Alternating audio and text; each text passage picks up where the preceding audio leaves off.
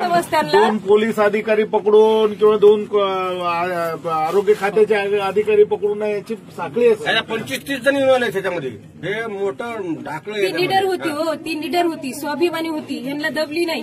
Unfit लिहून दे म्हटलं तर दिलं नाही. पोस्टमॉर्टम रिपोर्ट बदलून दिले नाही. ह्याच्यामुळे तिला मारल्या गेलं. पीएम म्हणणारा कोण होता त्याला माझ्या पुढे आला ना असं करायला.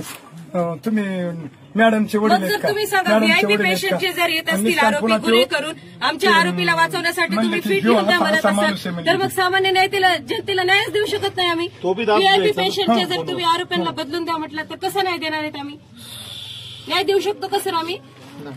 व्हीआयपी पेशंटचे आरोपी आहेत त्यांना सोडून द्या, त्यांना फीट द्या, त्यांचे पोस्टमॉर्टम रिपोर्ट बदलून द्या, झालं मग जनतेने असंच रडायचं आमच्यासारखं. आमच्यावर ही वेळ आली, जनतेवर काय याच्यापेक्षा बत्तर वेळ येणार आहे अजून? नाही, ती स्ट्रॉंग मुलगी होती.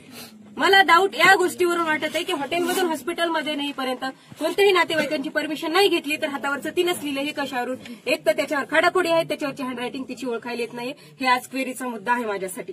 कारण मी काल रात्रभर बघितले ते हँडरायटिंग ओळखायला येत नाही. 10 जागेवर खाडाखोड आहेत तिच्या. त्या लेटरमध्ये एकही खाडाखोड नाही. तिथं कसं काय खाडाखोडी झालेली त्याला? आणि जर तिनं पूर्ण प्लॅनने करून म्हणत आहे ना सगळं, मग खाडाखोडी कशाला केलं तिने? चिठ्ठी लिहिलीच असेल. सुसाईड नोट गायब करायला काय लागते? जर नातेवाईकच तिथं पोहोचले नाहीत तर नाही म्हणायला काय लागते? कोण बघणार आहे तिथं दिली की नाही म्हणून चिठ्ठी? डाऊट आहे मला या 2-3 गोष्टी. दुसऱ्या पोलिसांची नावे असतील, दुसऱ्या पोलिसांची नावे असेल, असू शकतात, त्यांचे असू शकतात, अजून कोणाचे असू शकतात. फक्त त्याच दोघांचे टाकून वेगळं केलं. आणि माझी बहीण एवढी स्ट्रॉंग आणि एवढी स्वाभिमानी असं मला वाटत नाही. या गोष्टी इतक्याच दोघांपुरत्या मर्यादित आहे. त्याच्यामध्ये भरपूर जण इन्व्हॉल्व आहे. फक्त ते म्हटलं ते मी मोठे मासे वाचवण्यासाठी छोट्या माशांना लावलेलं आहे हे कामाला. सुसाईड नोट तिने लिहिलेलीच असणार 100%. सुसाईड नोट ती काही इतकी साधी भोळी लहान मुलगी नाही, वेल एज्युकेटेड मुलगी आहे आणि स्ट्रॉंग. आता पीजीला जाणार होती, जॉब करत करत अभ्यास करत होती, नाही दाखवलं कोणाला. 80-90 पोस्टमॉर्टम तुम्ही सर विचारा महाराष्ट्रामध्ये 90 पोस्टमॉर्टम कोण करते? प्लेन एमबीबीएसला कोण दबाव आणते करण्यासाठी आणि रिपोर्टही बदलण्यासाठी कोण दबाव आणते? एवढा 2,000 एमएससी करणारी एवढी हुशार होती म्हणूनच एमएससीला म्हणले असतील ना कर म्हणून. एवढी हुशार होती म्हणूनच तिला करायला लावले असतील ना तेवढे. कोण करते विचारा बरं सर तुम्ही.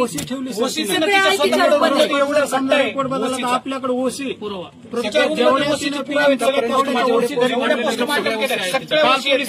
रूमचा पंचनामा केला तेव्हा ते घेतलेत ते पूर्ण ते पोस्टमॉर्टमचे रिपोर्ट तिच्याकडे एवढं मोठं. पण माझ्याशी फोनवर बोलताना सांगायची ना, फोन केला की कुठे अगं पोस्टमॉर्टम आले, थोड्या वेळाने बोलते. अरे तुझ्याकडे एवढं कसं काय, तुझ्या ड्युटीला कसं काय पोस्टमॉर्टम येतात?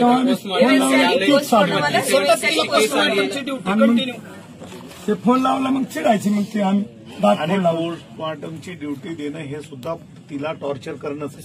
पोस्टमॉर्टम म्हणजे पोलीस केस आली, पोलिसांशी कॉन्टॅक्ट आला, आरोपीशी कॉन्टॅक्ट आला, सगळं आलं असतं त्यामध्ये सर.